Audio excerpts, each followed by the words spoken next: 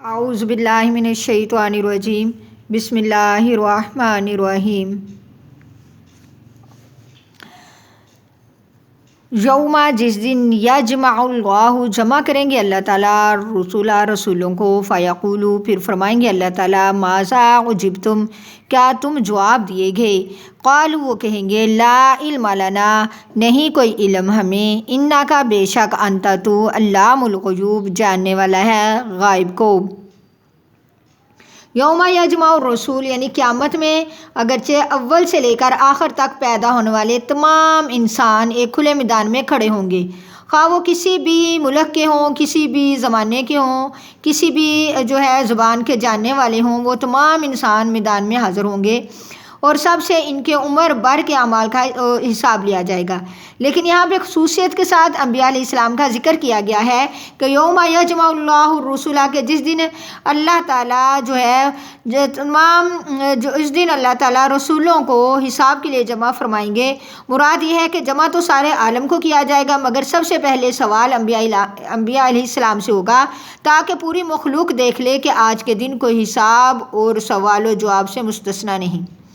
پھر رسولوں سے جو سوال کیا جائے گا وہ یہ ہے کہ ماذا اجبتم یعنی جب آپ لوگوں نے اپنی امتوں کو اللہ تعالیٰ اور اس کے دین حق کی طرف بلایا تو ان لوگوں نے آپ کو کیا جواب دیا تھا، اور کیا انہوں نے آپ کے بتلائے ہوئے احکام پر عمل کیا یا انکار اور مخالفت کی۔ یہاں پہ مخاطب چاہے انبیاء علیہ السلام ہے، لیکن در حقیقت سنانا ان امتوں کو مقصود ہوگا کہ امتوں نے جو اعمال نیک یا بد کیے ہیں ان کی شہادت سب سے پہلے ان کے رسولوں سے لی جائے گی، اور امتوں کے اوپر یہ بڑا نازک وقت ہوگا۔ اس وقت وہ انبیاء اکرام بولیں گے لا علم لنا انک انت علام الغیوب یعنی ہمیں ان کے ایمان اور عمل کا کوئی علم نہیں، آپ خود ہی تمام غیب کی چیزوں سے پوری طرح وہ باخبر ہیں، آپ کو ہر چیز کا پتہ ہے۔ یہ محشر کا ہی میدان ہے جہاں بال کی کھال نکالی جائے گی، حقائق کھول دیے جائیں گے، مجرموں کے مقابلے میں پہلے دوسرے لوگوں کی شہادتیں لی جائیں گی۔ ان سے اگر مجرم وہ مطمئن نہ ہو اور اپنے جرم کا اعتراف نہ کرے تو خاص قسم کے سرکاری گواہ لائے جائیں گے، یعنی ان کے منہ اور زبان پر تو مہر لگا دی جائے گی اور مجرم کے ہاتھ پاؤں اور کھال وہ ان سے گواہی لی جائے گی،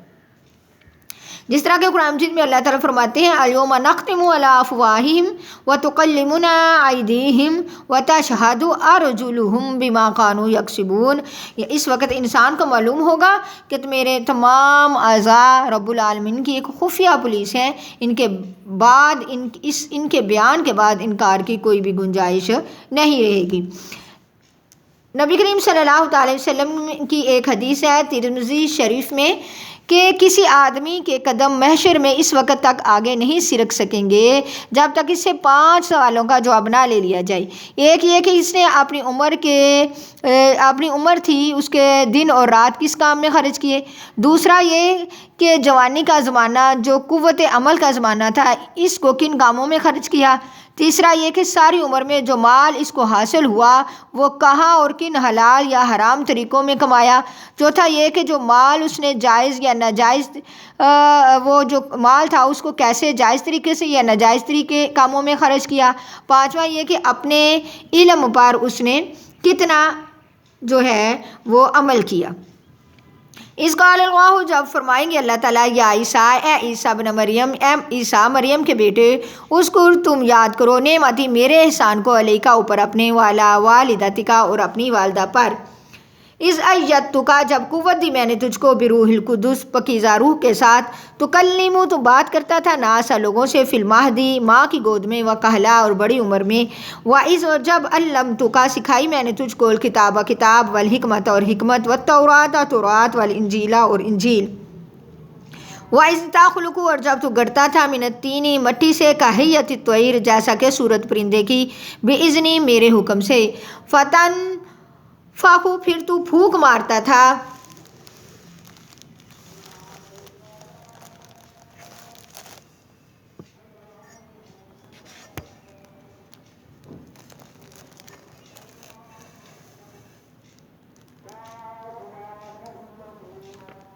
فیہا اس میں، فتکونو پس وہ ہو جاتا تھا طیرن اڑنے والا بِإِذْنِی یا پرندہ بِإِذْنِی میرے حکم سے وتبرئ اور تو ٹھیک کرتا تھا اکمہا پیدائشی اندھے کو والابرص اور کوڑی کو بِإِذْنِی میرے حکم سے وَإِذْ اور جب تخرج الموتیٰ تو نکالتا تھا مردوں کو بِإِذْنِی میرے حکم سے وَإِذْ اور جب کففت سپرد کیا میں نے بنی اسرائیل کو ان کا تیرے اذ جئتہم جب تو لایا ان کے پاس بالبینات واضح نشانیاں فقال الذین پس کہا ان لوگوں نے کفروا جنہوں نے کفر کیا منہم ان میں سے ان ھذا نہیں ہے یہ الا مگر سحر جادو ہے مبین کھلا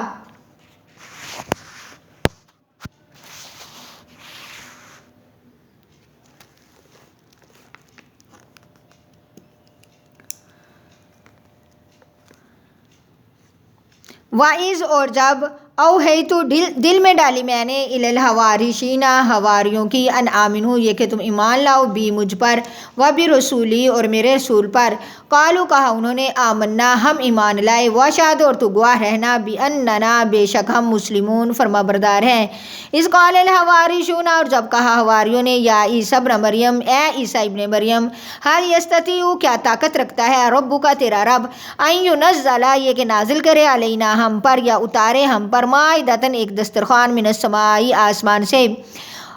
قالا فرمایا موسیٰ علیہ السلام نے اتقوا اللہ تم ڈرو اللہ تعالیٰ سے ان کنتم اگر ہو تم مؤمنین ایمان والے قالو کہا انہوں نے نریدو ہم چاہتے ہیں ان ناکلا یہ کہ ہم کھائیں منہا اس سے وتطمئن اور مطمئن ہو قلوبنا ہمارے دل ونعلم اور ہم جانتے ہیں ان قد صدقتنا یہ کہ تحقیق سچ کہا تو نے ہم سے ونکونا اور ہم ہو جائیں علیہا اوپر اس کے من الشاہدین گواہوں میں سے قال اللہ فرمایا اللہ تعالیٰ قالا عرض کی عیسی ابن مریم عیسی مریم کے بیٹے نے اللہم اے اللہ ربنا اے رب ہمارے انزل تو اتار علینا ہم پر مائدتن دسترخوان من السماء آسمان سے تکونو تاکہ ہو لنا ہمارے لیے عیدن عید لاولینا ہمارے پہلوں کے لیے وآخرینا ہمارے پچھلوں کے لیے وآیتن اور نشانی ہو منکا تیری طرف سے ورزقنا اور تو رزق دے ہم کو وانتا اور تو خیر الرازقین بہتر ہے رزق دینے والا قال اللہ فرمایا اللہ تعالیٰ نے انی بے شک منزلها میں اتاروں گا اس کو علیکم تم پر فمن یکفر پس جو کوئی کفر کرے گا ناشکری کرے گا بعد منکم بعد اس کے تم میں سے فانی پس بے شک میں اعذبہ عذاب دوں گا اس کو عذاباً ایسا عذاب لا اعذبہ کہ نہیں میں نے عذاب دیا اس جیسا احدن کسی ایک کو من العالمین جہان والوں میں سے یہاں پہ اللہ تعالیٰ پہلے حضرت عیسیٰ علیہ السلام کو فرمائیں گے اپنے جو ہے حضرت عیسیٰ علیہ السلام جو اللہ تعالیٰ نے ان پر انعامات کیے تھے اللہ تعالیٰ ان کا ذکر فرمائیں گے کہ اے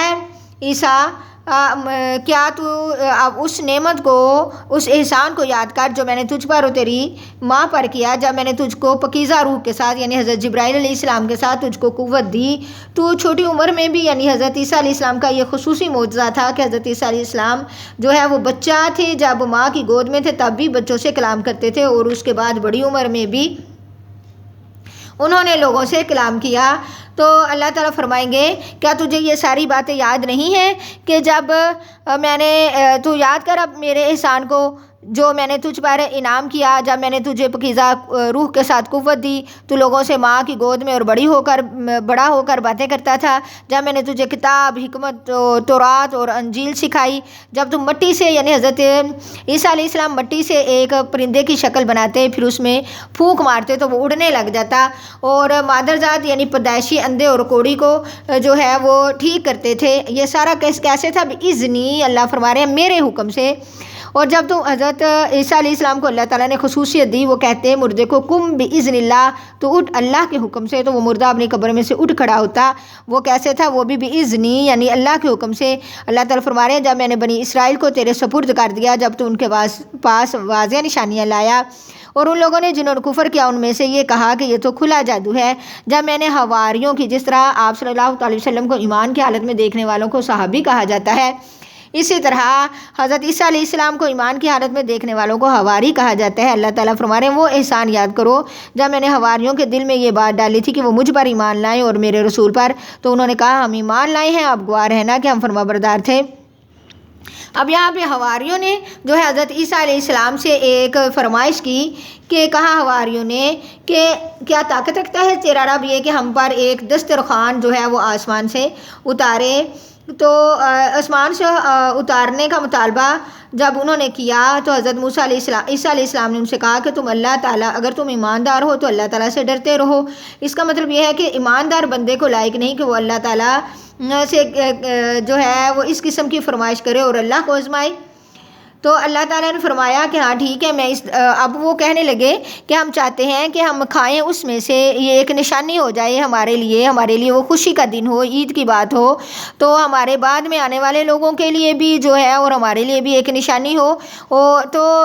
اللہ تعالیٰ سے پھر حضرت عیسیٰ علیہ السلام نے دعا کی تو اللہ تعالیٰ نے وہ کالا فرمایا اللہ تعالیٰ نے کہ میں اس کو تم پر ضرور اتاروں گا، پر جو کوئی اس کے بعد جو ہے وہ ناشکری کرے گا، انکار کرے گا، پھر میں اس کو ایسا عذاب دوں گا کہ اس جیسا عذاب میں نے کسی ایک کو بھی جہان والوں میں سے نہیں دیا۔